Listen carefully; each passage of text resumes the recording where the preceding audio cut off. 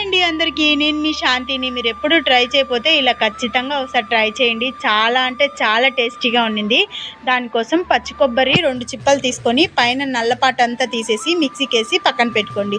అలాగే ఒక పెద్ద మామిడికాయ గుజ్జుని మిక్సీకేసి పక్కన పెట్టుకొని స్టవ్ పైన ఒక బాండలు పెట్టుకొని ఒక స్పూన్ నెయ్యి, పచ్చి కొబ్బరి తురుము, పెద్ద మామిడికాయ గుజ్జు, అలాగే కొంచెం హాఫ్ కప్పు దాకా చక్కెర వేసుకొని మొత్తం బాగా కలిసేటట్టు కలుపుకుంటూ మీడియం ఫ్లేమ్లో బాగా దగ్గరకు వచ్చేంత వరకు ఉడికించుకుంటే మీరు ఎప్పుడు టేస్ట్ చేసిండ్రండి.